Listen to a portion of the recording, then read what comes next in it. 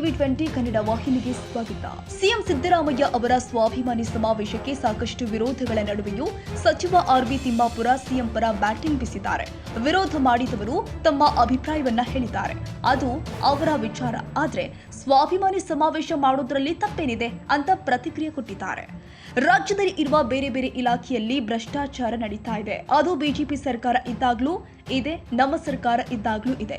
ಈ ಭ್ರಷ್ಟಾಚಾರ ವ್ಯವಸ್ಥೆ ನೋಡಿ ನಮಗೂ ಕೂಡ ಬೇಸರವಾಗಿದೆ. ಹೀಗಾಗಿ ಭ್ರಷ್ಟಾಚಾರ ನಿವಾರಣೆ ಮಾಡಲು ಬೇರೆ ಬೇರೆ ಕ್ರಮಗಳನ್ನ ಕೈಗೊಳ್ಳಬೇಕಾಗಿದೆ. ಬಿಜೆಪಿಗರು ಕಾಂಗ್ರೆಸ್ ಪಕ್ಷದಲ್ಲಿ ಸರಿಯಿಲ್ಲ ಎಂಬ ಮಾತುಗಳನ್ನ ಹೇಳ್ತಾ ಇದ್ದಾರೆ. ಆದ್ರೆ ಅವರಲ್ಲಿಯೇ ಸಾಕಷ್ಟು ಒಡಕುಗಳು ಇದೆ. ಬಿಜೆಪಿಯ ಮನೆಯೊಂದು 3 ಬಾಗಿಲು ರೀತಿಯಲ್ಲಿ ಆಗಿದೆ ಅಂತ ಅಬಕಾರಿ ಸಚಿವ ಆರ್.ಬಿ. ತಿಮ್ಮಾಪುರ ಹೇಳಿಕೆ ಕೊಟ್ಟಿದ್ದಾರೆ. ಏನು ಅದ್ರಾಗ ಏನು ಹೇಳೋದಿದೆ? ಸ್ವಾಭಿಮಾನಿಗಳಿಗೆ ಅವ್ರಿಗೊಂದು ಸನ್ಮಾನ ಮಾಡ್ತಾರೆ, ಸಭೆ ಮಾಡ್ತಾರೆ. ಅದ್ರಾಗ ಏನು ಹೇಳೋದಿದೆ?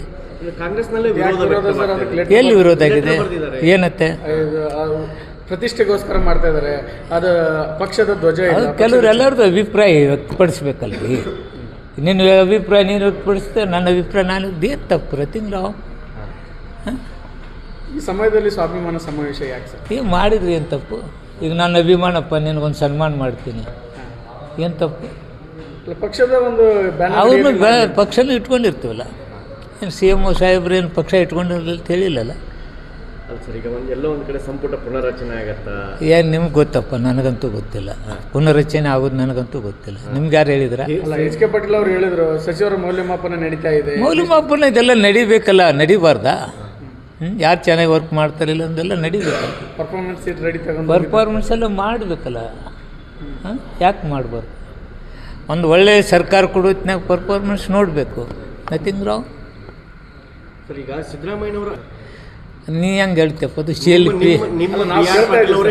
CLPಯಲ್ಲಿ ಆಯ್ಕೆ ಆದಂಥವರು ಮುಖ್ಯಮಂತ್ರಿಗಳು.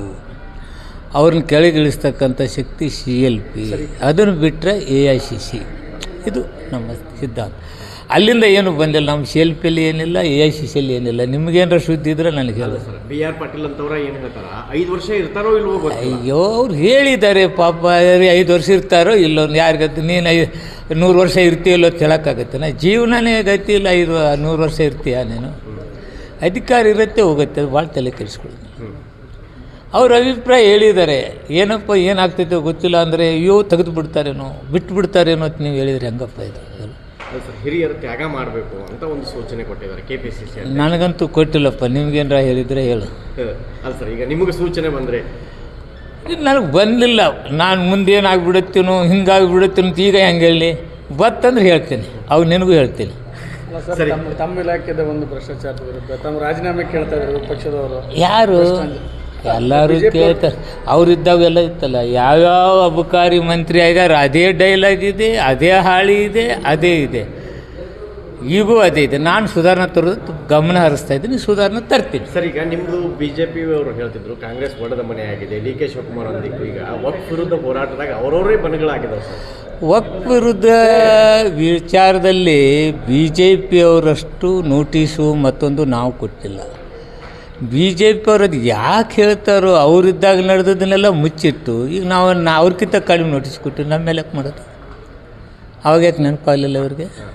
ಸರ್, ಈಗ ಅಲ್ಲೇ ಬಣಗಳಾಗ್ಯಾವ. ಒಂದು ಕಡೆ ಯತ್ನಾಳ ಬಣ, ಮತ್ತೊಂದು ಕಡೆ ವಿಜಯೇಂದ್ರ ಬಣ. ಅಯ್ಯೋ, ಒಡೆದು ಮೂರಾ ಬಟ್ಟೆಗಿದೆ BJP.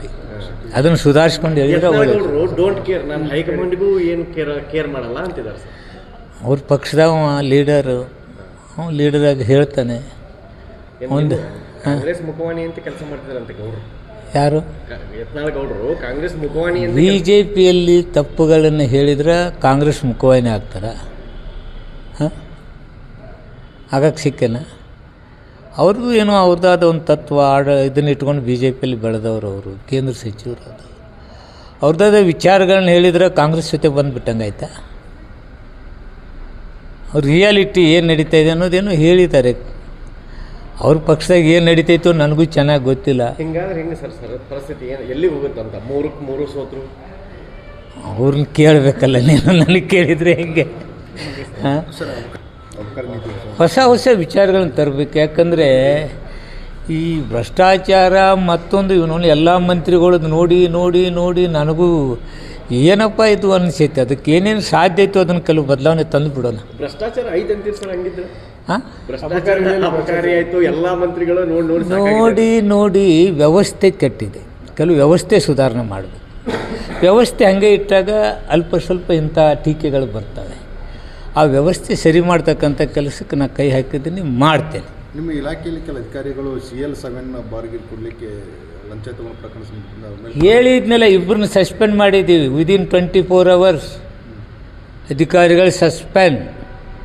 Okay sir. ಥ್ಯಾಂಕ್ ಕನ್ನಡಿಗರ ಮೆಚ್ಚಿನ ನಿಮ್ಮ TV20 ಕನ್ನಡ ವಾಹಿನಿ ಇದೀಗ ಟಿವಿಯಲ್ಲಿ ಲಭ್ಯ. ಕರ್ನಾಟಕ ಮತ್ತು ದೇಶ ವಿದೇಶದ 360 ಡಿಗ್ರಿ ಸುದ್ದಿ ವಿವರವನ್ನ ಪಡೆಯುವುದಕ್ಕೆ TV20 ವಾಹಿನಿಯನ್ನು ಲೈಕ್ ಮಾಡಿ, ವಿಡಿಯೋಗಳನ್ನು ಶೇರ್ ಮಾಡಿ, ಕಮೆಂಟ್ ಮಾಡಿ, ಸಬ್ಸ್ಕ್ರೈಬ್ ಮಾಡಿ. HCN ಕೇಬಲ್ 842 ನಂಬರ್ನಲ್ಲಿ ಹುಕ್ಕೇರಿ ತಾಲೂಕು ಹಾಗೂ ಸಂಕೇಶ್ವರದ ಸುತ್ತಮುತ್ತಲಿನ ಹಳ್ಳಿಗಳಲ್ಲಿ ಲಭ್ಯ. PCN ಕೇಬಲ್ 129 ನಂಬರ್ನಲ್ಲಿ ಹಾರುಗೆರೆ ಸುತ್ತಮುತ್ತಲಿನ ಹಳ್ಳಿಗಳಲ್ಲಿ ಲಭ್ಯ. ರಾಯಬಾಗ್ ಡಿಜಿಟಲ್ ಚಾನೆಲ್ ಕೇಬಲ್ 80ನೇ ನಂಬರ್ನಲ್ಲಿ ರಾಯಬಾಗ ತಾಲೂಕಿನ ಸುತ್ತಮುತ್ತಲಿನ ಹಳ್ಳಿಗಳಲ್ಲಿ ಲಭ್ಯ. UDCN ಕೇಬಲ್ ನೆಟ್ವರ್ಕ್ ಉಗಾರ ಸುತ್ತಮುತ್ತಲಿನ ಹಳ್ಳಿಗಳಲ್ಲಿ ನಿಮ್ಮ TV20 ಕನ್ನಡ ವಾಹಿನಿಯೂ ಲಭ್ಯ.